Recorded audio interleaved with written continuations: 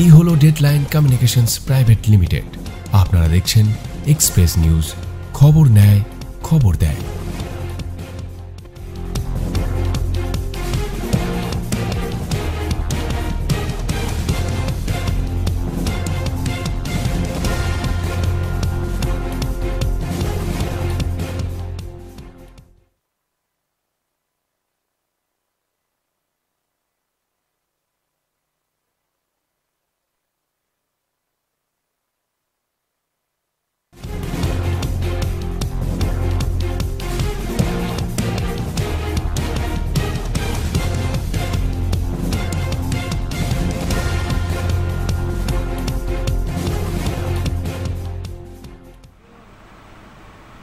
নমস্কার, সকলকে শুভ সন্ধ্যা জানিয়ে আজকের এক্সপ্রেস অনলাইন শুরু করতে যাচ্ছি।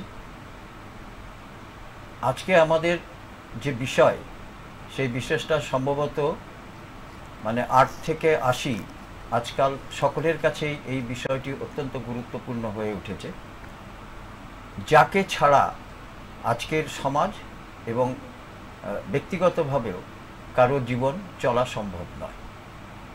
অর্থাৎ যে তথ্য প্রযুক্তির যে কথা আমরা বলছি এবং তথ্য প্রযুক্তির যে অগ্রগতি দিন দিন হচ্ছে দেশে এবং বিদেশে এবং গোটা বিশ্বজুড়ে, আজকে প্রতিটি মানুষ এবং বিশ্বের প্রতিটি নাগরিক আজকে এই তথ্য প্রযুক্তির বাইরে কখনোই যেতে পারছেন না।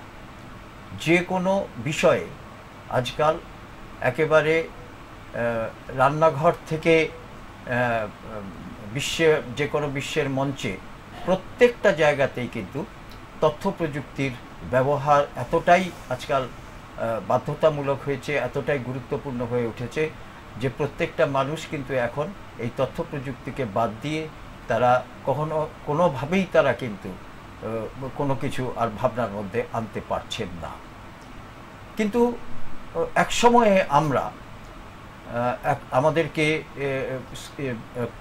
বিশেষ করে স্কুলে উঁচু ক্লাসে যে প্রবন্ধ লিখতে দেওয়া হতো যে বিজ্ঞান আশীর্বাদ না অভিশাপ, এবং সেটা অনেকেই বিভিন্ন তথ্য দিয়ে সাজানোর চেষ্টা করতেন তাদের মতো করে, কখনো আশীর্বাদ কখনো অভিশাপ হিসাবে।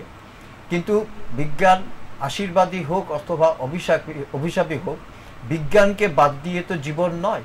বিজ্ঞান প্রতিটি মুহূর্তে, প্রতিটি ক্ষেত্রে, জন্ম থেকে মৃত্যু পর্যন্ত মানুষের সাথে বিজ্ঞান থাকে, এবং বিজ্ঞানের প্রতিদিনের এই অগ্রগতির অন্যতম ফসল হচ্ছে আজকের এই ডিজিটাল ওয়ার্ল্ড। এই ডিজিটাইজেশন প্রতিটি ক্ষেত্রে মানুষ অনুভব করছেন, তাদের কাজে কর্মে এখন সব কিছুতে ডিজিটাইজেশন। এবং কিন্তু এর কি পরিণতি কি প্রত্যেকটা ক্ষেত্রে ভালো হচ্ছে সমাজে? হয়তো হচ্ছে, হয়তো হচ্ছে না। এটা নিয়ে আজকে বিস্তৃত আমরা আলোচনার মধ্যে যাব, এবং যিনি আজকে আমাদের এই আলোচনার মধ্যে থাকবেন তিনি অবশ্যই তথ্য প্রযুক্তিতে একজন বিশেষজ্ঞ, এবং তিনি অ্যাসোসিয়েট প্রফেসর দুর্গাপুরে ন্যাশনাল ইনস্টিটিউট অফ টেকনোলজির শুভময় চোংদার। অধ্যাপক শুভময় চোংদারকে আমি স্বাগত জানাচ্ছি আজকে আমাদের অনুষ্ঠানে। অধ্যাপক চোংদারের কাছে আমার অন্তত প্রথম প্রশ্ন থাকবে যে, যেহেতু ওনার এটা বিষয় এবং এই বিষয়ে সব কিছু কাটাছেঁড়া করতে পারবেন উনি, এবং প্রতিদিন উনি এই বিষয়টা নিয়ে ঘাটাঘাটি করছেন এবং প্রচুর ছেলেমেয়েদের এটা নিয়েই কাজ করতে হচ্ছে, প্রচুর ছেলেমেয়েদের সঙ্গে, যে আজকে ডিজিটাইজেশনের যে যুগ, এই যুগে সব কিছুই কি ভালো হচ্ছে? আজকে এটা দিয়ে অন্তত শুরু করি শুভময় বাবুর কাছে।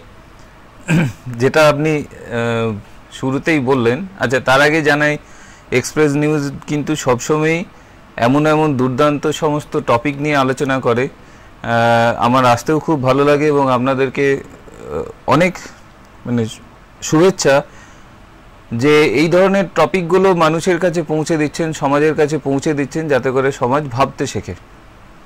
এবার হচ্ছে আপনার যে কথাটা দিয়ে আপনি শুরু করলেন যে বিজ্ঞান আশীর্বাদ না অভিশাপ, এখানটার থেকেই আমরা শুরু করতে পারি। দেখুন, প্রত্যেকটা কয়েনের দুটো দিক থাকে, একটা হেড একটা টেল। এই পৃথিবীর এমন কোনো ঘটনা নেই যেটার সবই ভালো, এমন কোনো ঘটনা নেই যেটা সবই খারাপ। আমাদের দেখতে হবে যে আমরা কোনটা নিতে চাই এবং কোনটা কতটা পরিমাণ নিতে পারবো। যেমন ধরুন আমাদের মাইথোলজিক্যাল স্টোরিতে বা গল্পগুলোতে আছে যে সমুদ্র মন্থনের সময় অমৃত উঠেছিল, তার সাথে কিন্তু গরলও উঠেছিল।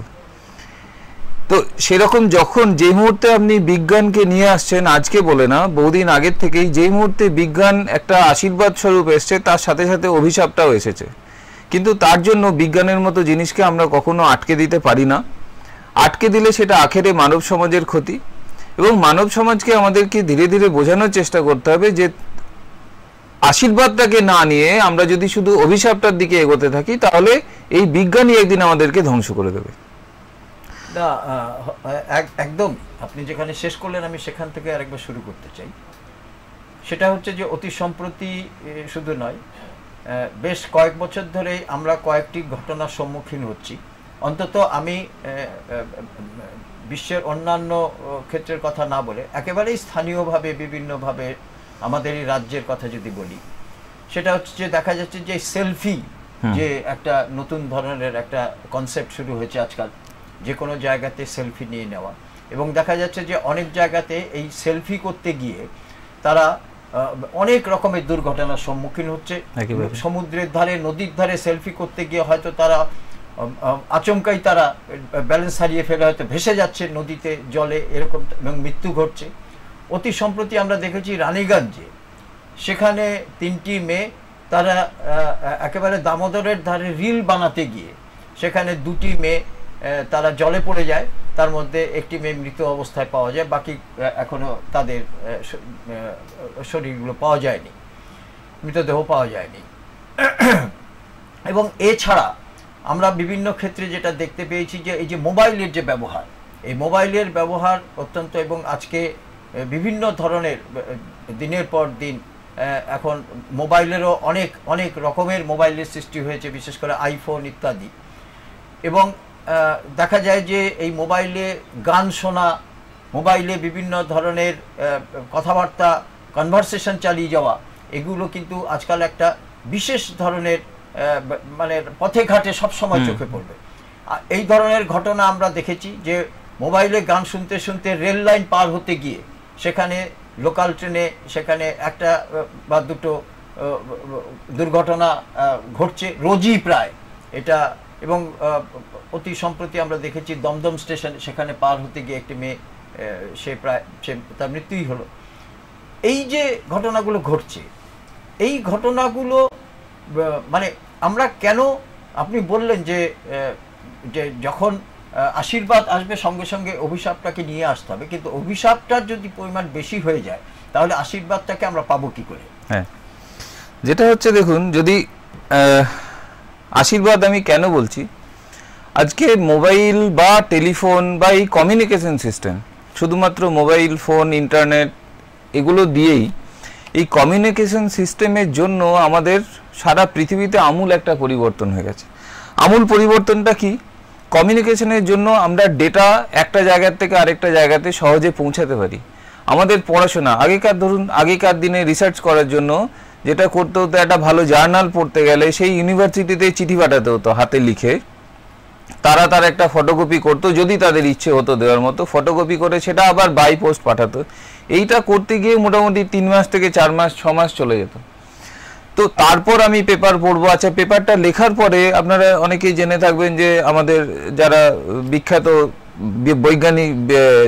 বিজ্ঞানী ছিলেন আমাদের দেশে, তারা নিজেরা যখন পেপার লিখতেন ওই ডাক মারফত পাঠাতে হতো তাদেরকে আরেকজন সায়েন্টিস্টের কাছে, তারা রিভিউ করতো। এটা করতে করতে হয়তো একটা পেপার পাবলিশ হতে হতে 3 বছর 4 বছর 5 বছর লেগে যেত। আমরা কিন্তু বর্তমানে ইন্টারনেটের জন্য কি করছি, খুব সহজে সারা পৃথিবীর সমস্ত রিসার্চ পেপার, জার্নাল পেপার আমরা এক মুহূর্তে পড়তে পারছি। এটা একটা পজিটিভ দিক। সিমিলারলি আপনি ধরুন আজকে একটা প্রত্যন্ত গ্রামে থাকেন, আপনার কাছে সেই মুহূর্তে কোনো ডাক্তারি পরিষেবা নেই, আপনি কিন্তু অনলাইনে অন্য একটা ভালো জায়গার ভালো একটা মেডিকেল ইনস্টিটিউটের ডাক্তারের সাথে কনসাল্ট করে আপনি প্রাথমিক চিকিৎসাটা পেয়ে যাচ্ছেন। আপনি ঘরে বসে টিকিট কাটতে পারছেন, আপনি ঘরে বসে ওয়েদার ফোরকাস্ট করতে পারছেন যে আমি আজকে এই সময় বেরোবো না, আমার অসুবিধা হবে। সমস্ত কিছু দেখুন, প্রচুর রকমের আশীর্বাদ কিন্তু আমরা পেয়েছি এই কমিউনিকেশন সিস্টেমের জন্য। কমিউনিকেশন সিস্টেমটা কি? মোবাইল, ইন্টারনেট, আমাদের কম্পিউটার সিস্টেম, টেলিভিশন, এইগুলোকে সবগুলোকে নিয়ে এটা চলছে। এইবার তার সাথে সাথে দেখছি যে ওর পিছনে পিছনেই আমাদের অভিশাপটাও আসছে, কিন্তু অভিশাপের থেকে আশীর্বাদটা অনেক বেশি জায়গা নেই সারা পৃথিবী জুড়ে, সবসময় জুড়ে, যার জন্য চলছে। নাহলে তো বিজ্ঞানের অগ্রগতি বন্ধ হয়ে যেত। যখন আমরা পারমাণবিক বোমা তৈরি করলাম, তার আগে পারমাণবিক বোমার আগেও ওই পারমাণবিক বোমা বানানোর যে ফর্মুলা, সেই ফর্মুলা তো আমরা অন্য কাজে লাগিয়েছি। বোমা বানানোর যে ফর্মুলা, সেই ফর্মুলা তো আমরা ভালো কাজেও লাগিয়েছি। এবার সেই ফর্মুলা যদি কেউ খারাপ কাজে লাগাতো এবং শুধুই খারাপ কাজে লাগাতো, তাহলে কিন্তু বিজ্ঞান অটোমেটিক্যালি সেখানেই তার সমস্ত কিছু বন্ধ করে দিত। বন্ধ যেহেতু হয়নি, আমাদেরকে ধরতে হবে যে বেশিরভাগটাই আশীর্বাদ, কিছুটা অভিশাপ। এবার দেখতে হবে যে অভিশাপটা কেন আমাদেরকে গ্রাস করছে। আমাদের কাছে কিন্তু অভিশাপটাই এখন মাথা ব্যথা হয়ে দাঁড়িয়েছে। কেন গ্রাস করছে? এই যে সাইকোলজিক্যাল একটা দিক, এই জায়গাটাকে আমাদেরকে সবাইকে বুঝতে হবে। বিজ্ঞানটা অবশ্যই আশীর্বাদ, এবং আমি বারবার বলছি আশীর্বাদের সাথে সাথে অভিশাপটা কিন্তু সাথেই আসে। না হলে ফ্র্যাঙ্কেনস্টাইনের গল্প হতো না, না হলে আমাদের নিজেদের সৃষ্টি আমাকে ধ্বংস করতো না। আপনি পুরোনো দিনের যদি আমরা ইতিহাস পড়ি বা আমাদের গল্প গাথা পড়ি, দেখবেন যে একজন ভগবান একজনকে বর দিয়ে পরে অতিমানব তৈরি করে দিল, সেই কিন্তু একদিন ধ্বংসের কারণ হয়ে দাঁড়ালো। তো এটাও কিন্তু আমাদের সাথে সাথে চলছে। সাইকোলজিক্যাল দিকগুলো কি রকম? আসলে সমাজে বৈষম্য বাড়ছে। কিছু মানুষের কাছে প্রচুর টাকা, কিছু মানুষের কাছে একদমই নেই। কিছু মানুষের কাছে প্রচুর নাম, সে বাইরে বেরোলেই লোকজন তাকে ছেঁকে ধরে। কিছু মানুষকে কেউ চেনেই না। তাহলে এখান থেকে শুরু হলো আমাদের বৈষম্যের শিকার। এবং এটা আপনি দেখবেন, আপনি তো আরো ভালো জানবেন, পৃথিবীর সমাজে বৈষম্যের যত ডিফারেন্স বাড়বে, এই গ্যাপটা যত বাড়বে, তত এই ধরনের অসুবিধাগুলো সৃষ্টি হবে। চুরি, ছিনতাই, রাহাজানি, তারপর হচ্ছে নিজেকে প্রমাণ করার চেষ্টা, সেখান থেকে বিভিন্ন ধরনের দুর্ঘটনা। যেমন ধরুন সেলফি। আজকে সেলফি কেন নিচ্ছি? আমি তো নিজেই একটা মানুষ, আমি তো সবসময় নিজেকে আয়নাতে দেখতে পারি, তাহলে সেলফি নিচ্ছি কেন? এর আগেও তো আমাদের কাছে অনেকের কাছে ক্যামেরা ছিল, কতজন আমরা সেলফি তুলতাম না, আমরা প্রকৃতির ছবি তুলতাম। এখন আমরা প্রকৃতির ছবিটাও তুলছি, নিজে যখন বেড়াতে যাচ্ছি ছবি আমি দেখছি না, প্রকৃতিটাকে উপভোগ করছি না, প্রথমে একটা মোবাইল তুললাম। 1000 খানেক, 2000 টাকা, 5000 টাকা দিয়ে একটা হয়তো প্রোগ্রামের আমরা সিট বুক করেছি, আমরা প্রোগ্রামটা দেখতে গেলাম। আমরা বেশিরভাগ কেউ দেখি না, কি করি? মোবাইলটা নিয়ে ছবি তুলতে শুরু করি। কি না, আমাকে লোককে দেখাতে হবে, আমি দেখছি না, আমি উপভোগ করছি না, লোককে দেখাতে হবে। আমার রিটার্নটা কি? রিটার্নটা হচ্ছে লোকে আমাকে বাহবা দেবে, লাইক দেবে। এই লাইকটা প্রথম দিকে কি ছিল? শুধুমাত্র একটা সামাজিক স্বীকৃতি ছিল, কি তুমি কত ভালো ছবি তুললে, কোথায় বেড়াতে গেলে, কি করলে না করলে, আরে খুব সুন্দর হয়েছে, জায়গাটা খুব ভালো। এইটার থেকে আস্তে আস্তে যখন মানুষ দেখছে স্যাচুরেটেড হয়ে গেল, তখন যারা ধরুন ডেটা ব্যবহারকারী সংস্থা আছে বা যারা এই ধরনের সোশ্যাল মিডিয়ার খুলে রেখেছে, তারা দেখলো স্যাচুরেটেড হয়ে যাচ্ছে মানুষ, অন্যদিকে শিফট করছে, ওকে আমাকে মজিয়ে রাখতে হবে আমার জায়গায়। ওরা কি করলো যে একটা টাকা পয়সার লেনদেন, একটা ফিনান্সিয়াল ট্রানজাকশন ওখানে শুরু করে দিল। এতগুলো যদি লাইক পড়ে তুমি এত টাকা পাবে, তোমার যদি ইউটিউব বা যে কোনো ভিডিওতে এতগুলো যদি ভিউয়ার্স হয় তাহলে তুমি এত টাকা পাবে। মানুষ তাহলে কি করলো, যে ভাবলো যে আরে আমি তো বাড়িতে বসেই, আমার কাছে ছোট্ট একটা মোবাইল আছে, সেখান থেকে তো আমি টাকাও আর্ন করতে পারছি, শুধুমাত্র লাইক, সামাজিক স্বীকৃতি না। এই যে শুরু হলো, এবং আপনি বিশ্বাস করবেন না, আজকালকার দিনে ছোট ছোট বাচ্চাদের মধ্যে এটাও হয়ে গেছে যে I want to be a YouTuber, আমি ইউটিউবার হব, সেখানে আমি এই করব সেই করব। আচ্ছা ঠিক আছে, ইউটিউবার হব, ভালো তো, তাতে কোনো অসুবিধা নেই। কন্টেন্ট ক্রিয়েটার হব, সেই কন্টেন্টের ভ্যালুটা কিন্তু থাকছে না। সবাই কন্টেন্ট ক্রিয়েটার, সবাই ইউটিউবার, সবাই ভিডিও তৈরি করছে, কিন্তু ওই কন্টেন্টের ভ্যালু, ধরুন একটা জায়গাতে সবাই পড়াশোনা করে, এখন ভারতবর্ষে প্রচুর বাচ্চা পড়াশোনা করে, তার মধ্যে থেকেও যখন আমাদের কম্পিটিটিভ এক্সামে নিয়ে যাওয়া হচ্ছে, তখন হয়তো 1%, 2%কে ছেঁকে তোলা হচ্ছে। তার কারণ আপনার ভলিউম বেড়েছে, কিন্তু কন্টেন্টের ভ্যালুটা বাড়েনি, ওটা ধীরে ধীরে কমে যাচ্ছে। তখন চলে আসছে প্রতিযোগিতা। প্রতিযোগিতা সবসময় মার্কেটের মধ্যে থাকবে, ফিনান্সিয়াল কম্পিটিশন থাকবে, এটা নয়। আপনার সাথে আমার একটা প্রচ্ছন্ন একটা লড়াই কিন্তু চলছে। আপনাকে অনেকে চেনে, আমাকে কেউ চেনে না, আমাকেও সেই জায়গায় যেতে হবে, আমাকেও পরিচিতি পেতে হবে। তাহলে পরিচিতি আমি কি করে পাবো? অনেক আগে দেখুন যারা আমাদের ফিল্ম আর্টিস্ট ছিলেন তাদেরকে অনেক আমরা যারা জানি পড়াশোনা একটু করি এই সবগুলো নিয়ে, আজকে অমিতাভ বচ্চন বলুন, মিঠুন চক্রবর্তী বলুন বা যাকেই বলুন, ভীষণ রকমের স্ট্রাগল করে তারা তো ওই জায়গায় পৌঁছেছে, ভীষণ রকমের স্ট্রাগল করেছে। আমরা তাদের স্ট্রাগলটা দেখি না, আমরা দেখি আরে অমিতাভ বচ্চন দাঁড়ালেই তো সবাই চেনে, কই আমাকে তো কেউ চেনে না। তাহলে আমার মধ্যে ওই ফিলটা তৈরি হচ্ছে যে আমিও তাহলে অ্যাক্টর হব, কিন্তু আমার তো একটা সেই অ্যাক্টিং সেই ক্লাসের না, আমাকে কে নেবে অ্যাক্টিং এর জন্য? তাহলে আমার কাছে সুবিধা হয়ে গেল আমার মোবাইল, আমি ডিরেক্টর, আমি প্রডিউসার, আমি অ্যাক্টর, আমি অ্যাক্ট্রেস, ছবি তুললাম, সেলফি করলাম, প্রথম দিন দিলাম, দেখলাম 2-4টে লাইক পড়লো। অন্য আরেকজনের জায়গায় গিয়ে আমরা দেখছি আরেকজন ভিডিও করছে, নদীর তীর ধরে যাচ্ছে, ছবি তুললো, তার কাছে প্রচুর লাইক পড়লো, এই একটা কম্পিটিশন শুরু হলো, ও পাচ্ছে আমি কেন পাচ্ছি না? তাহলে আমাকেও নদীর ধারে যেতে হবে। ডিফারেন্সটা হয়ে যাচ্ছে এইখানে। একজন ধরুন যে নদীর ধার দিয়ে সেলফি তোলার জন্য যাচ্ছে, সে হয়তো সেই ট্রেনিংটা নিয়ে রেখেছে, আমি সেই ট্রেনিংটা নিইনি, আমি ওই ধরনের একটা বিপজ্জনক জায়গায় গিয়ে ছবি তুলতে গেলাম, আমার জীবনটাই চলে গেল। এই যে ডিফারেন্সটা, আমি খুব কম সময়ে পরিচিতি পেতে চাইছি, খুব কম সময়ে আর্ন করতে চাইছি, খুব কম সময়ে আমি সব কিছু পেতে চাইছি, তার জন্য কি হচ্ছে, আশীর্বাদ থেকে না নিয়ে আমি অভিশাপটার দিকে চলে যাচ্ছি। এই জায়গাটা আমাদের সমাজটাকে কিন্তু অনেক পিছনে ঠেলে দিচ্ছে, এবং সাইকোলজিক্যাল জায়গার জন্যই আমরা এই অভিশাপটা আজকের দিনে সমাজে বেশি করে উঠে আসছে। আদারওয়াইজ আশীর্বাদটাই বড় ছিল। যে আমার এটা অবশ্যই আপনি একেবারেই সত্যি বলেছেন যে আগে একটা গবেষণার যে করতে গেলে যে অনেকগুলো বিষয়, অনেকগুলো হার্ডেলস ছিল, যেমন একটা যদি পেপারস পেতে হতো, যদি এখানে না থাকতো, পেপারস আনাতে গেলে অনেক সময় লাগতো, এগুলো ঠিক কথা। এখন ইন্টারনেটে 1 সেকেন্ডে চলে আসে সমস্ত কিছুই। কিন্তু আইনস্টাইন তো জন্মেছিলেন আজ থেকে 400 বছর আগে, একেবারে, বা গ্যালিলিও জন্মেছিলেন, মানে বিজ্ঞানীরা তো সবাই জন্মেছিলেন। এটা নয় যে তারা, বিশেষ করে আপনার জ্যোতির্বিজ্ঞানীরাও জন্মেছিলেন, আমাদের মেরি কুরি থেকে আরম্ভ করে সবাই জন্মেছিলেন। তারা তো এই ডিজিটাল ওয়ার্ল্ডটা পাননি, কিন্তু তাদের কি অবদান কি কোনোভাবে অস্বীকার করা যাবে?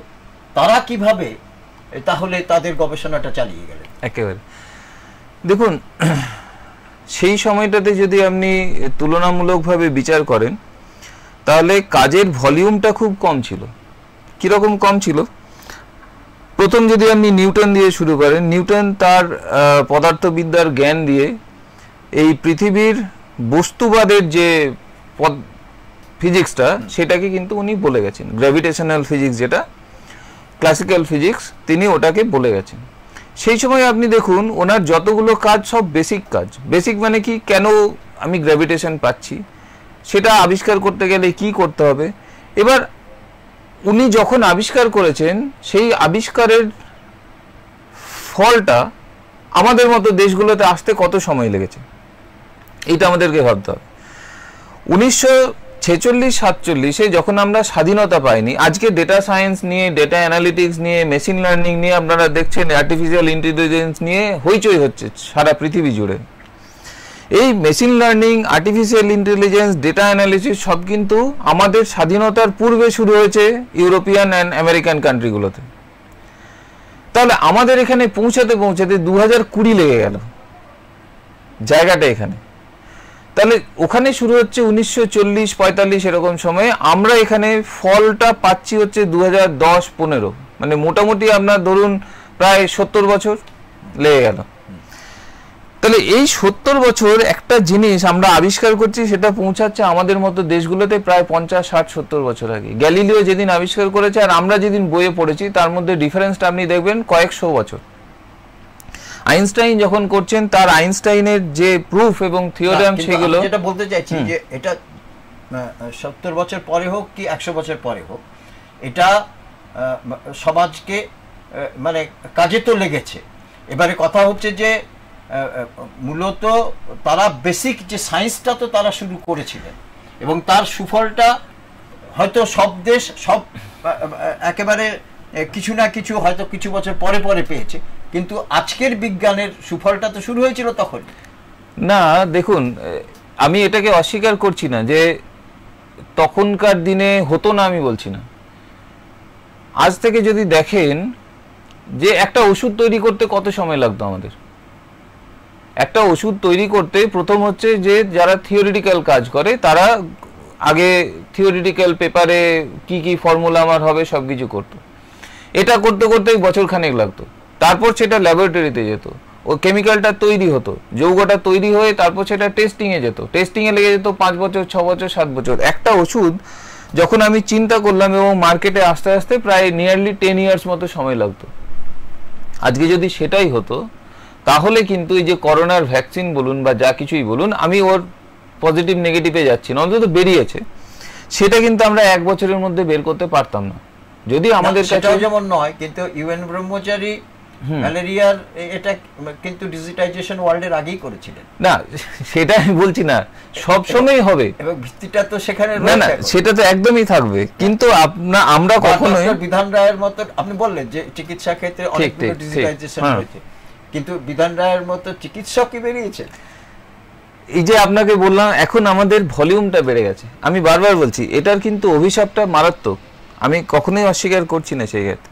কিন্তু আমরা যদি বিজ্ঞানকে অ্যাকসেপ্ট না করি, বিজ্ঞানের আশীর্বাদটাকে অ্যাকসেপ্ট না করি, তাহলে আমরা এই যে আজকে দেখুন না, আমরা স্টুডিওতে বসে যে আলোচনা করছি, আমাদের ভিউয়ার্স, নাম্বার অফ ভিউয়ার্স কত বেড়ে গেছে। আগে শুধুমাত্র আমরা টেলিভিশনের জন্য অপেক্ষা করতাম, এখন আমরা সোশ্যাল মিডিয়াতে দিতে পারছি।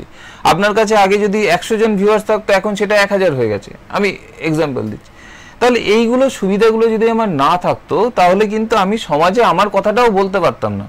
এই যে আজকে ধরুন আপনি এরকম একটা বার্নিং টপিকস নিয়ে আলোচনা করছেন, সমাজের মধ্যে পৌঁছে দিচ্ছেন, এই সমাজের মধ্যে পৌঁছে দিচ্ছেন, আমরা কিন্তু আজকে বিজ্ঞানকেই আশ্রয় নিচ্ছি, বিজ্ঞানকে আশ্রয় নিয়ে বিজ্ঞানের নেগেটিভ দিকটা আমরা বলার চেষ্টা করছি। সুতরাং আমরা বিজ্ঞানকে ইগনোর করতে পারি না কখনোই। এবং তখনকার দিনেও কমিউনিকেশন ছিল, তাহলে আমরা বলতে পারি আইনস্টাইন বাসে না চড়লেও পারতেন, কিন্তু ওটাও তো বিজ্ঞানের। আমার যেটা বেসিক যে প্রশ্ন যেটা আপনার কাছে, মানে যেটা আমি করতে চাইছি, যে ডিজিটাইজেশন ওয়ার্ল্ড শুরুর আগে যারা যে ক্ষেত্রে কাজ করেছেন বিজ্ঞানে, তাদের অবদানটাকে কি আমরা অস্বীকার করছি? না না, একদমই না, কখনো। তারা তো হচ্ছে নমস্য ব্যক্তি, তারা যদি ওই প্ল্যাটফর্মটা না দিতেন তাহলে আজকে কি হতো আমার এই কমিউনিকেশন ডিজিটাল। অ্যাকচুয়ালি ডিজিটাল বলুন বা যাই বলুন, এগুলো কিন্তু সমস্তটাই বেস করে আছে তাদের চিন্তা ভাবনার উপরে। আজকে যে কমিউনিকেশন, সেই কমিউনিকেশন কিন্তু বেস করে আছে তাদের চিন্তা ভাবনার উপরে। আমি বলছি আর কিছুদিনের মধ্যেই যে আমাদের ধ্যান ধারণা, আমাদের চিন্তা ভাবনা সবই পরিবর্তন হয়ে যাবে, ঠিক আছে, সব চেঞ্জ হয়ে যাবে। যেই মুহূর্তে আপনি কোয়ান্টাম ফিজিক্সের অ্যাপ্লিকেশনসগুলো চলে আসতে শুরু করবে, দেখবেন এই যে টেলিভিশন, এই যে আমাদের কমিউনিকেশন, এগুলো সব মানে এত হিউজলি চেঞ্জ হয়ে যাবে আমরা ভাবতেও পারবো না। সেটা তো দাঁড়িয়ে আছে নিলস বোরের থিওরির উপরে। তার সময় তো আর মোবাইল ছিল না, তার সময় কম্পিউটার ছিল না, ছিল কম্পিউটার ছিল, তার সময় এত কমিউনিকেশন ছিল না, এত ডিজিটাইজ সব কিছু ছিল না, তাও তো তারা করতে পেরেছেন। কিন্তু তার মানে এইটা নয় যে এই সময়ে দাঁড়িয়ে আমরা ওটা ছাড়া করতে পারবো। ভলিউমটা বেড়ে গেছে। আজকে দেখুন, তখন ওনারা বেসিক জায়গাগুলোর উপরে রিসার্চ করতে পারতেন, কনসেন্ট্রেট করতে পারতেন। এখন আপনি ছোট ছোট জিনিস নিয়ে ভাবেন, এখন স্পেস নিয়ে আমরা রিসার্চ করছি। এখন মানুষের শরীরে আগে দেখুন না, আগে আমাদের শুধু শরীর খারাপ হতো, এখন কিন্তু বিভিন্ন অঙ্গ প্রত্যঙ্গে শরীর খারাপ হয়, ডাইভার্টেড হয়ে গেছে। মেডিকেল সায়েন্সও আপনি ডিফারেন্ট, আমার যদি আজকে পায়ে ব্যথা হয়, আমি কিন্তু আর জেনারেল মেডিসিনের কাছে যায় না, সোজাসুজি অর্থোপেডিকের কাছে যায়। তো এই সমস্ত দিকগুলো, এই ভাগগুলো খুলে গেছে। এই এত সমস্ত দিকে ভলিউম বেড়ে যাওয়ার জন্য কি হয়েছে, আমাদের স্প্রেড করে গেছি আমরা বিভিন্ন দিকে, বিভিন্ন অপশন, বিভিন্ন সেট তৈরি হয়েছে, ছোট ছোট গ্রুপ তৈরি হয়েছে, তারা ডাইভার্সিটি একটা মানে ডাইভার্স একটা এরিয়াতে কাজ করছে। এই জায়গাগুলোর সুযোগ হতো না যদি না আমাদের যাদের যে সমস্ত বিজ্ঞানী, যে সমস্ত চিকিৎসকদের কথা আপনি বলছেন, তারা আমাদেরকে ওই ফুটিংসটা না দিয়ে যেতেন। আমরা সেটা অস্বীকার করছি না, তাদের উপর দাঁড়িয়েই আমরা আজকে সব কিছু করছি। কিন্তু আমাদের কাছে কি হচ্ছে, একটা ওপেনিংস এসছে, বিজ্ঞানের জন্য একটা ওপেনিংস এসছে। তো তার সাথে সাথে এসছে এই অভিশাপগুলো। আরেকটা দিক, ধরুন সেলফি বা মোবাইলে রিল বানানো, এগুলো তো এক ধরনের মানে অভিশাপ, বিনোদন হতে পারে, বিনোদন অভিশাপ। আরেকটা বড় অভিশাপ কি জানেন, এই যে ধরুন প্রতিদিনই আপনি দেখবেন যে বয়স্ক মানুষ বা কিছু মানুষদের ব্যাংক অ্যাকাউন্ট ফাঁকা হয়ে যাচ্ছে। একদম একদম, আমি এই কথাতে আসতে যাচ্ছি। আচ্ছা, ব্যাংক অ্যাকাউন্ট ফাঁকা হয়ে যাচ্ছে, তাহলে এটা তো অভিশাপ। আমরা সেই মতো সিকিউরিটি দিতে পারছি না। আমরা বিজ্ঞানের সুফলটাকে নামিয়ে দিলাম, কিন্তু তার সাথে সাথে যে অভিশাপটা আসছে, আমাদের শিবের মতো লোক তৈরি হয়নি যে গরলটা পান করে নেবে নিজে। তাহলে আমাকে ওই সিকিউরিটি সিস্টেম ডেভেলপ করতে হবে। আমার যেটা মনে হচ্ছে, যেটা প্রশ্ন আমার কাছে, যে তার মানে বিজ্ঞানের যে মূল শিক্ষাটা, প্রযুক্তির যে মূল, সেই শিক্ষাটাকে আমরা সঠিকভাবে গ্রহণ করতে পারিনি। তার কারণটা হচ্ছে যে এমনও উদাহরণ আছে যে একটা ছবিকে সুপার ইম্পোজ করে, প্রেমিকার ছবিকে সুপার ইম্পোজ করে তার বদনাম করার জন্য বাজারে ছেড়ে দেওয়া হচ্ছে। তার মানে কি এই সুফলটাকে আমরা কিন্তু কুফল হিসাবে ধরলাম একেবারে। তো এই যে আমি এটাই বলতে চাইছি যে আজ থেকে সবই ঠিক, যদি আমরা গানের বিষয়ে আসি, গানেরও এখনো মিউজিকের যে বিশেষ করে মিউজিক্যাল ইনস্ট্রুমেন্ট, তা অনেক কিছু ডিজিটাইজেশন হয়েছে, আগের মতো আর নেই। এখন ট্র্যাকে গান হয় এবং এখন আর আগের মতো একসঙ্গে প্রচুর মিউজিশিয়ান বসে আর রেকর্ডিং করতে হয় না। কিন্তু 150 বছর আগেকার সৃষ্টি করা রবীন্দ্রসঙ্গীতকে অস্বীকার করবে একেবারে না, করাই যাবে না। আমি এখানেই আসছি, তো উনি তো ডিজিটাইজেশন শিকার ছিলেন না। না না, একেবারেই না। মানে জায়গাটা হয়ে গেছে যে এরকম নয় কি ডিজিটাইজেশন না থাকলে আমরা কাজই করতে পারবো না। যেটা আপনি বলছেন সেটা একেবারেই ঠিক, যে ওনাদের সময় তো এইসব কিছু ছিল না, তাও তাদের সৃষ্টি ছিল একেবারে বেসিক একটা সৃষ্টি। তার সেইগুলোকে এখনো চেঞ্জই তার মতো জায়গায় আমরা পৌঁছাতেই পারছি না। কোথায় আইনস্টাইনের মতো সেই মেধা এখন, কোথায় রবীন্দ্রনাথ ঠাকুরের মতো লেখা এখন, সেগুলো আমরা পারছি না, একেবারে ঠিক। কিন্তু বর্তমানে যেটা হচ্ছে যে তখন রবীন্দ্রনাথ ঠাকুর একমাত্র একা ছিলেন, আইনস্টাইন একমাত্র একা ছিলেন। অবভিয়াসলি তার সাথে সাথে আরো অনেকে ছিলেন, আমি তাদের নমস্কার করছি, কিন্তু তাদের ভলিউম অফ ওয়ার্কস ছিল। তাদের কাজটা এতটাই বেসিক ছিল যে সেটাকে আপনি সারা জীবনে ইগনোর করতে পারবেন না। পৃথিবী যতই এগিয়ে যাক, আমাকে Newton, Galileo, Einstein, Nils bore এদের থিওরিতে দাঁড়িয়ে থাকতেই হবে। আমি যত বড়ই সাহিত্য চর্চা করি বাংলায় বসে, আমি কখনোই ঈশ্বরচন্দ্র বিদ্যাসাগর, রবীন্দ্রনাথ ঠাকুর, বঙ্কিমচন্দ্র চট্টোপাধ্যায়, শরৎচন্দ্র চট্টোপাধ্যায়, কাজী নজরুল ইসলাম, এদেরকে আমি কখনোই ভুলতে পারবো না। কেন, তাদের সৃষ্টির উপরেই দাঁড়িয়ে আছে আমাদের একটু পালিশিং, যেটাকে আমরা বলি পলিশ করা। আমরা সব কিছুই করছি তাদেরকে কাজে লাগিয়ে। কিন্তু এই যে কাজে লাগানোর জন্য ধরুন তাদের মতো আমরা সৃষ্টি করতে পারছি না, সেইটা করতে পারছি না। আমাদের অগ্রগতির জন্য গর্বিত, হ্যাঁ, কিন্তু আমরা তাদের মতো সৃষ্টিটা করতে পারছি না। সেইটা ততটা আমাদের পক্ষে পসিবল হচ্ছে না। তার কারণ আবার আমি বলি যে সেইগুলো হচ্ছে একেবারে বেসিক। মানে যেটা হয় কি, ধরুন অন্নপ্রাশনে আমাদেরকে কি কি খাওয়ানো হয়েছিল, আমার মাকে জিজ্ঞেস করলে সে বলে দেবে, কিন্তু এক সপ্তাহ আগে আমি কি খেয়েছিলাম সেটা মা বলতে পারবে না। প্রথমটা সবসময় প্রথমেই হয়। তাহলে গ্যালিলিওর কাজ, নিউটনের কাজ, আইনস্টাইনের কাজ, বা বাকি বিজ্ঞানীদের, আরো বড় বড় অনেক বিজ্ঞানী আছেন, তাদের সবার কাজগুলো বেসিক। মানে সেই সময়টা আমাদেরকে ধরিয়ে দিয়েছেন। ধরুন আজকে ইলেকট্রিক বাল্ব যিনি আবিষ্কার করলেন, তার নাম সারা জীবন ধরে তার থাকবে। কিন্তু আজকে কি নতুন ধরনের কোনো ইলেকট্রিক ইকুইপমেন্ট তৈরি হচ্ছে না? সেগুলো একইভাবে উপযোগী, তাদের নামটা ইতিহাসে আসবে না। তার কারণ বেসিক কাজটা উনি করে দিয়েছেন, ওটা ছিল কনসেপ্ট। আর এখন আমরা কি করছি, ওটার উপরে আমরা আরো ইমপ্রোভাইজ করছি, ইমপ্রুভমেন্ট করছি। সুতরাং বেসিক কাজটা বেসিক কাজ, তাদেরটা যত বিজ্ঞানে যত অগ্রগতি হবে দেখবেন তাদের উপর বেস করেই করছে এবং তাদের নামটাই থেকে যাবে। আমরা তাদের সাথে কম্পেয়ার করলে হবে না। এখনো অনেক বেসিক কাজ হচ্ছে, যে কাজগুলো হয়তো এই মুহূর্তে আমরা সমাজে পাচ্ছি না, কিন্তু কিছুদিন পর, আজ থেকে 20 বছর 30 বছর পর দেখবেন ওগুলোর ইমপ্লিমেন্টেশন হচ্ছে। যারা এইগুলো নিয়ে চর্চা করে তাদের নামগুলো ইতিহাসের পাতায় লেখা থাকবে, কিন্তু ওনাদের মতো করে না। ওনাদের কাজগুলো হচ্ছে একেবারে বেসিক কাজ। তো সেই জায়গায় দাঁড়িয়ে আমাদেরকে এটা অ্যাকসেপ্ট করতেই হবে। এবার ধরুন আইনস্টাইনের নাম আমরা জানি, কিন্তু আইনস্টাইনের কতগুলো পেপার যেগুলো আমরা এখন যে কোনো সময় বসে পড়তে পারি, আজ থেকে 30 বছর আগে আমি চাইলেই পড়তে পারতাম না। এই পড়তে পাওয়াটা হয়েছে কিন্তু কমিউনিকেশনের জন্য। আজকে আমরা যতই যাই বলি না কেন, ফেসবুক বলুন বা অন্যান্য যে সমস্ত সোশ্যাল মিডিয়াগুলো বলুন, এইখান থেকে ডেটা কালেক্ট করে, ডেটা অ্যানালিসিস করে পৃথিবী ভীষণভাবে এগিয়ে গেছে। আগে বলুন না, আমাদের জানা আছে মারাদোনা যেটা হাত দিয়ে গোল করে বিশ্বকাপ পেয়েছিলেন, পরে উনিই স্বীকার করেছেন। সেই সময় যদি আমাদের কাছে সেই ধরনের ইকুইপমেন্টস থাকতো, যদি সেই ধরনের ডেটা অ্যানালিসিসের থাকতো, যদি আমরা ভিডিও অ্যানালিসিস করতে পারতাম রিয়েল টাইমে, তাহলে কি ওটাকে আমরা গোল বলে ধরতে পারতাম না। এখন কিন্তু আমাদের ওই জায়গাটা অনেকটা আটকেছে, তার কারণ আমরা রিয়েল টাইমে ভিডিও অ্যানালিসিস করে উঠতে পারছি। ঠিক, কিন্তু মারাদোনার মতো প্লেয়ার তো বেরোচ্ছে না, এখন মারাদোনার মতো প্লেয়ার বেরোচ্ছে না, তার কারণ ওই যে এটা ঈশ্বরের দেওয়া গোল উনি করেছেন ঠিকই, এটা একেবারে ঠিক। দেখুন না, আমি তো মাঝে মধ্যে এগুলো বলি যে এই যে আমাদের ভারতবর্ষেই যারা পৌরাণিক মুনি ঋষিরা এত বড় বড় দার্শনিক ছিলেন, সবাই না, যারা ছিলেন, যারা সত্যিকারের সমাজে অবদান রেখেছিলেন, শূন্যের আবিষ্কার বা শৈল চিকিৎসা বিদ্যা, তাদের কিন্তু আমাদের মতো এত মানে মনকে বিক্ষিপ্ত করে দেওয়ার মতো জিনিসপত্র ছিল না। যেটা আপনি বলছেন সেটা কিন্তু একেবারে ঠিক। আমার কাছে যদি মোবাইলটা না থাকতো তাহলে কিন্তু আমি বেসিক জায়গায় পড়াশোনা করার জায়গায় আরো বেশি কনসেন্ট্রেট করতে পারতাম। কারণ কি, আমি একটা বই নিয়ে পড়ছি, আমাদের বাচ্চাদের কথাই বলুন না কেন, পাশে মোবাইলটা রাখা আছে, বইটা খুলে পড়ছে বা ল্যাপটপে পড়ছে, বউ করে একটা আওয়াজ উঠলো, একটা মেসেজ এলো, সাথে সাথে কিন্তু ও ডিস্ট্রাক্টেড, ও ওটা খুললো, পড়া থেকে বেরিয়ে চলে গেল।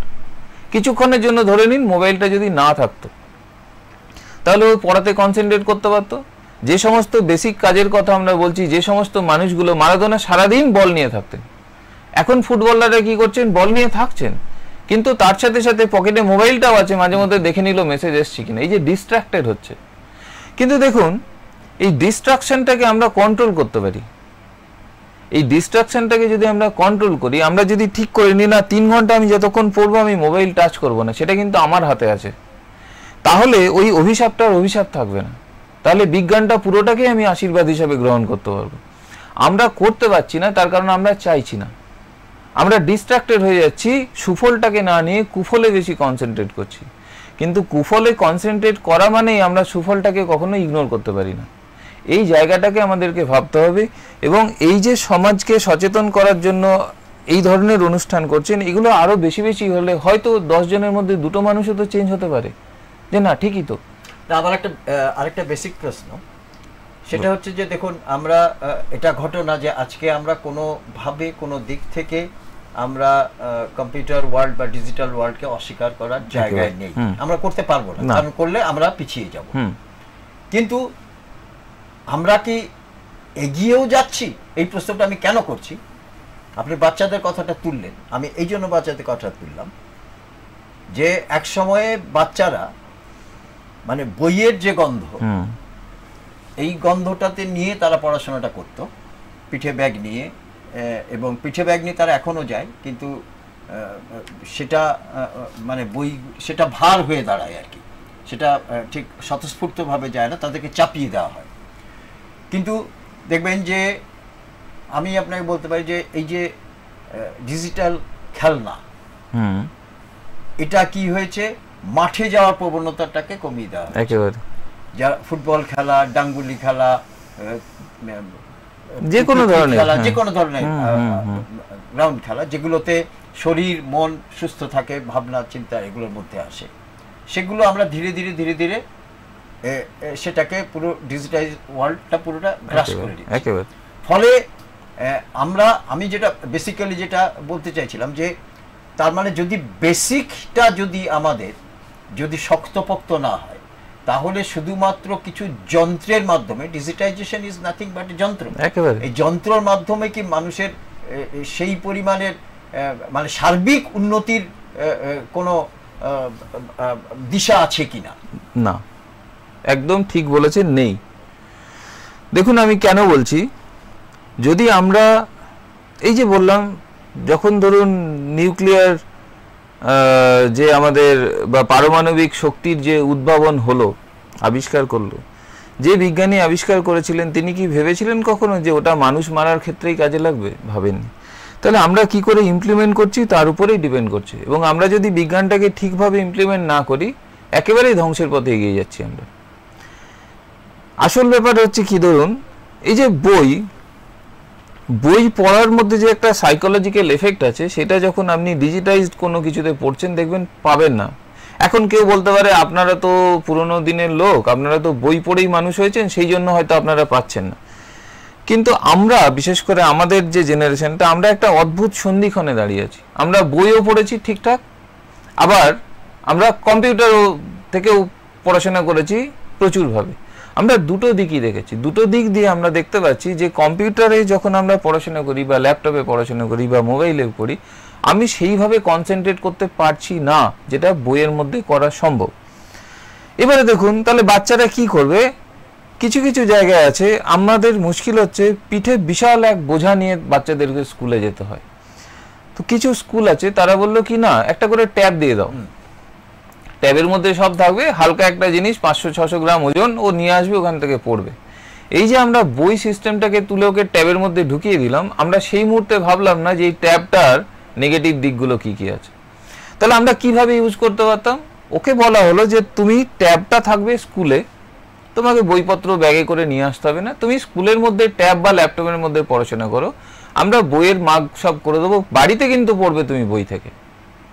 এই যে জায়গাটা, এটা আমরা করতে পারতাম, আমরা সমাজ করলাম না। আমরা কি করলাম, বইটাকে কেড়ে নিয়ে ট্যাবটাকে হাতে ধরিয়ে দিলাম, তাতে ওইটাতে হ্যাবিচুয়েটেড হয়ে গেল। আপনি ট্যাব দিলেন, প্রথম দিকে বললেন যে না ট্যাবের মধ্যে আমি কিছু অ্যাপ ট্যাব দেবো না, শুধু পড়াশোনা থাকবে। তখন বললো না এটা আসছে সেটা আসছে, ওটিপি আসছে, ওখানে আমাকে লগ ইন করতে হবে, আমাকে একটা মোবাইল দাও। মোবাইল দিলেন, যেই মুহূর্তে মোবাইল দিলেন আপনি আর কন্ট্রোল করতে পারলেন না। পেরেন্টসদের কন্ট্রোলিং অনেক কিছু অ্যাপস আছে। আমরা কি করলাম, আবার কে করে একটু তো খেলছে, বাচ্চারা খেতে চায় না, একটা মোবাইল ধরিয়ে দাও খেয়ে নেবে। বা বাজারে গেছি, বাচ্চা আমার সাথে কোলে নাও বলছে, একটা মোবাইল দিয়ে হাঁটতে শুরু করে দিলাম। এই যে আমরা করছি, দেখুন আমরা নিজেরাই সমাজের যে নেগেটিভ দিকটা সেটাতে হ্যাবিচুয়েটেড করে দিচ্ছি বাচ্চাদেরকে আমরা নিজেরাই। তো সুফলের বেশি কুফলটা আমরা নিজেরাই হ্যাবিচুয়েটেড হয়ে যাচ্ছি, এই জায়গাটাতে গন্ডগোল। আমি আপনাকে বলি যে অনেকের বাড়িতে গেলে আজকাল একটা জিনিস চোখে পড়ে, যে বাচ্চা হয়তো একদিকে বসে আছেন আর মা কিন্তু কন্টিনিউ সেখানে ফেসবুক করে, একেবারে বাচ্চা কি করছে না করছে। এবং অনেকবার দেখা যায় যে বাচ্চার হয়তো তখন খিদে পেয়েছে কিন্তু মা খুব ব্যস্ত। এটা নিশ্চয়ই বাচ্চার উপরে একটা খুব আমার মনে হয়েছে যে সাইকোলজিক্যালি খুব একটা বাজে এফেক্ট পড়ে। আমরা মায়ের সঙ্গে সন্তানের যে রিলেশন, বন্ধন, যে বন্ধনটা, সেই বন্ধনটাও কি কোথাও আস্তে আস্তে ডিজিটাল করে ফেলছি? একেবারে করে ফেলছি, তো সেখানটাতেই তো বিপদ। করে ফেলছি মানে কেমন, ওই যে বললাম বাচ্চা আমাদের সময় কি ছিল, তখন টেলিভিশন ছিল, আমরা মানে ছোট না, আমাদের যখন বাচ্চা টাচ্চা বা আমাদের ভাই বোন এরা একটু বড় হচ্ছে, ও রাগ করলো খেতে চাইছে না, টিভিটা খুলে দিতাম। সেইখান থেকে শুরু হয়েছে। কিন্তু তার কারণ দেখুন, তারও আগে ছিল গান চালানো হতো, কিন্তু গানটাতে আপনার একটা মাত্র ইন্দ্রিয় কাজে লাগছে। এখানে কি হলো, আপনার চোখ প্রসেস করছে, কান প্রসেস করছে, আপনার ব্রেনও প্রসেস করা শুরু করলো। তো চোখ কান দুটো দিকেই আপনি ইনপুট নিচ্ছেন, আপনার ব্রেন প্রসেস করলো, আশেপাশের কি হচ্ছে বন্ধ হয়ে গেল। টেলিভিশনে কি ছিল, আপনার হাতটা আইডল, তাও বডির কিছু একটা পার্টস আপনি কাজে লাগাচ্ছেন না। এখন মোবাইল বা ল্যাপটপে কি হয়ে গেল, আপনার চোখ কাজে লাগছে কিনা আপনি ইনপুট নিচ্ছেন ভিডিও, কান কাজে লাগছে শুনছেন, তার সাথে হাতও কাজে লেগে গেল। আপনার সবকিছু ব্লকড, আপনি আর নতুন কিছু ভাবতে পারছেন না। একটা বাচ্চা খেতে চাইছে না, মোবাইলটা ধরিয়ে দেওয়া হলো। অ্যাডিক্টেড তো আমি নিজে করলাম, তখন সমাজ করেনি, বিজ্ঞান করেনি, কেউ করেনি, আমি ওকে অ্যাডিক্টেড করে দিলাম। আচ্ছা, এইটা একটা দিক। সেকেন্ড দিক হচ্ছে দেখুন, একটা বিপজ্জনক দিক যেটা এআই এবং মেশিন লার্নিং এর যেটা ভয়ঙ্কর একটা দিক, সেটা হচ্ছে যেটা আপনি বললেন ডিপ ফেক বলা হয় এটাকে। ডিপ ফেক মানে আমি জানি না পৃথিবীতে আরেক প্রান্তে আমার ছবি এবং আমার ভিডিও ইউজ করে কোথাও পর্নোগ্রাফি আপলোড করা আছে কিনা। তার কারণ ওটাতে হয়তো আমার ছবি আমার ভিডিও লাগবে না, অটোমেটিক্যালি এআইতে আমার কিছু ছবি, আমার পুরনো ভিডিও, হয়তো আমি কোথাও লেকচার দিচ্ছি, আজকে এখানে বসে যে কথাগুলো বলছি সেই ভিডিওগুলোই ওখানে আপলোড করে ওকে বলে দেওয়া হলো ইউ ক্রিয়েট আ পর্নোগ্রাফি, ও ক্রিয়েট করে দেবে। সাধারণ মানুষের পক্ষে ওই ডিফারেন্সটা ধরাটা সম্ভব না। আচ্ছা, তাহলে কি আমরা সেই ভয়টা পেয়ে সব কিছু বন্ধ করে দেবো? সেটা না। এর সাথে সাথে কি হচ্ছে, আরেকটা দিক ওপেন হয়ে যাচ্ছে, যে ওইগুলোকে আটকানোর জন্য যে সিকিউরিটি সিস্টেম, কম্পিউটারের সিকিউরিটি, সেইটার জন্য বড় বড় রিসার্চ তৈরি হচ্ছে। এইগুলোকে আইডেন্টিফাই করার জন্য, আগেই বন্ধ করে দেওয়ার জন্য বিশ্ববিখ্যাত সমস্ত বিজ্ঞানীরা তারা বসছে যে রুল ফ্রেম করতে হবে। কোনো অ্যাপ আমরা আপলোড করতে দেব না যেখানে এই ধরনের কিছু গন্ডগোল জিনিসপত্র তৈরি হবে। তো মানুষ কিন্তু বসে নেই, যারা চিন্তা করার তারা চিন্তা করছে এগুলোকে বন্ধ করার জন্য। ইন বিটুইন যে গ্যাপটা আছে সেই গ্যাপটাতে আমাদের সাধারণ মানুষকে সচেতন হতে হবে যে আমরা কতটা এটাকে ইউজ করব, কতটা করব না। আমি যখন বাচ্চা বলছে আমাকে যে বাবা কি আমার এই বইটা লাগবে, আমি অফলাইনে পেতে গেলে আমার 15 দিন লাগবে, একটু অনলাইনে ডাউনলোড করে দাও, আমি সেটা কন্ট্রোল ওয়েতে করতে পারি। কিন্তু সেটা করার জন্য আমি যদি তাকে আমার কার্ডের, আমার যেটা ডেবিট কার্ড বা ক্রেডিট কার্ড, সেটা যদি বাচ্চাকে ধরিয়ে দিই, নে বাবা তুই কিনে নে, দুদিন পর কি হবে, সে আমার সমস্ত কিছু জেনে গেল, একটা গেম ডাউনলোড করবে, দুদিন পর ওই গেমটাতে টাকা পয়সা ইনভেস্ট করবে, আর আমি উদাসীন, আমার ছেলে তো খুব ভালো, আমার মেয়ে তো খুব ভালো, কিছু করে না, কিছু করে না। এই করতে করতে করতে করতে কি হচ্ছে, আমরা সুফলের চেয়ে বেশি কুফলটাকে ওদের মধ্যে ঢুকিয়ে দিচ্ছি। এবং সত্যিকারের আপনি যেটা বললেন সেটা একেবারেই ঠিক। অ্যাকচুয়ালি এটাকে যদি আমরা উন্নতি বলে ভাবতে শুরু করি, যেটা আমরা করছি সেটা আমাদের ধ্বংসেরই কারণ হয়ে দাঁড়াচ্ছে। আমার এই প্রসঙ্গে যে কথাটা মনে হচ্ছে যে আজকে আমরা একটা খুব জনবহুল দেশে থাকি, এবং আমাদের প্রতিবেশী যে দেশ সেও খুব জনবহুল, এবং সম্ভবত 2026 সালের আমরা বিশ্বের অন্যতম, শুধু নয় সমস্ত জনবহুল, বিশেষ করে চীনের মতো জনবহুল দেশকেও আমরা কিন্তু ছাড়িয়ে যাব। এবারে আমার যে কথাটা আপনি এআই প্রসঙ্গে বললেন, যে এটা ঘটনা যে আজকে এআই দিয়ে ট্রিটমেন্ট, চিকিৎসা থেকে আরম্ভ করে, এমনকি আপনাকে আমি বলি যে আজকে অনেক চ্যানেল তারা এআই ব্যবহার করে আপনার খবর পড়ানো থেকে আরম্ভ করে অনেক কিছু করে। ফলে কি হচ্ছে, ম্যান পাওয়ার সংকুচিত হতে হতে এমন একটা অবস্থায় এসে পৌঁছেছে যে তখন মনে হচ্ছে যে ডিজিটাইজেশনের কুফলটা কোন দিক থেকে আমরা অনুভব করতে পারছি। আমরা যদি আজকের ডেটে আমরা যদি ব্যাংকে যাই, ব্যাংকে পাসবই নিজে আমরা আপডেট করতে পারি। আগে একটা লোক ছিল যে আপডেট করতে পারত, তার একটা এমপ্লয়মেন্ট ছিল। আমরা টাকা জমা দেওয়া সেটাও নিজে দিতে পারি। কিন্তু আস্তে আস্তে এমন হয়েছে, কিন্তু ব্যাংকের যে ফ্রড যে ব্যাপারটা সেটাকে কিন্তু আমরা বন্ধ করতে পারিনি।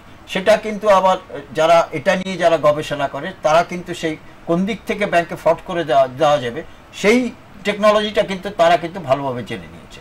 যে একটা আমরা জামতারা গ্যাং বলে একটা গ্যাংয়ের নাম শুনেছিলাম, তারা যথেষ্ট নিশ্চয়ই শিক্ষিত নয়, কিন্তু তারা ওই ব্যাপারে গবেষণা করে এমন করেছিল যে গোটা দেশ জুড়ে তারা তাদের নেটওয়ার্কটা ছিল, যে কখন যে তাদের টাকা চলে যাবে, মানে সেটা প্রচুর ঘটনা ঘটেছে, এখনো ঘটছে।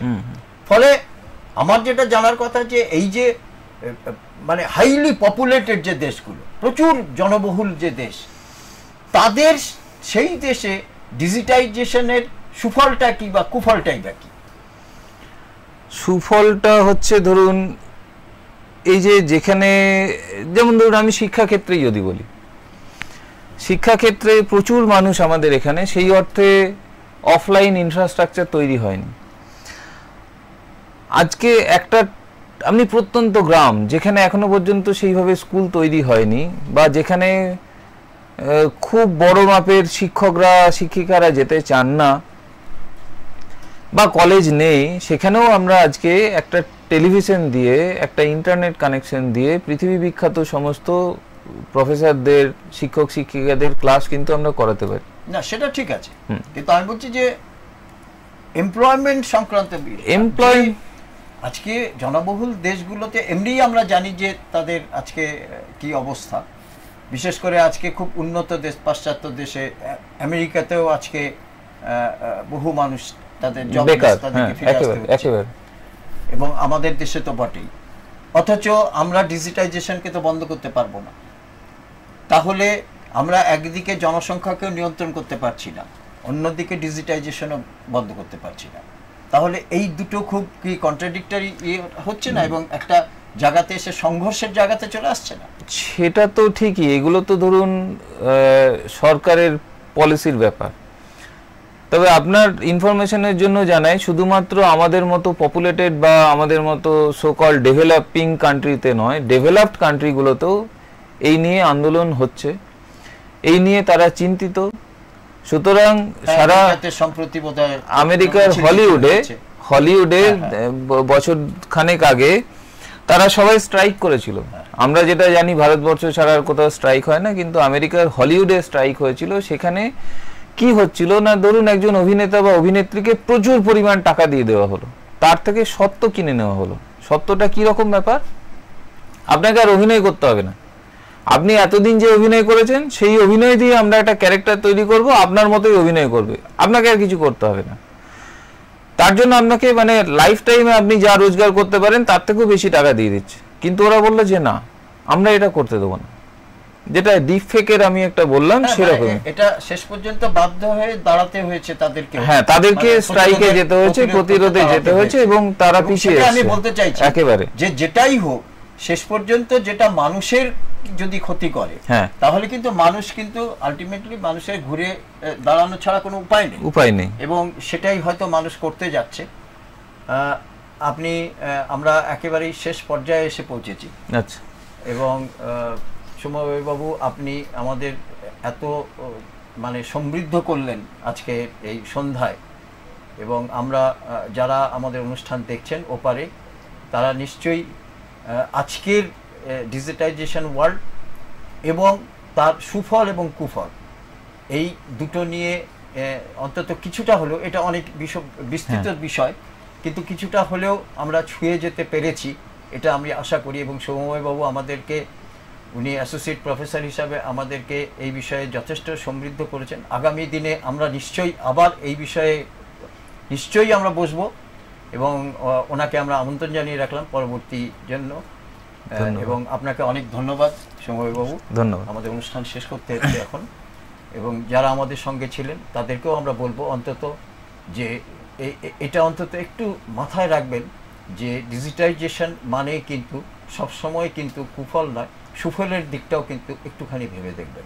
আজ আমাদের কাছে সময় নেই, আপনাদের কাছ থেকে বিদায় নিচ্ছি। আগামীকাল আবার অন্য কোনো বিষয় নিয়ে আমরা হাজির হব। আপনাদের সকলের জন্য রইল শুভরাত্রি।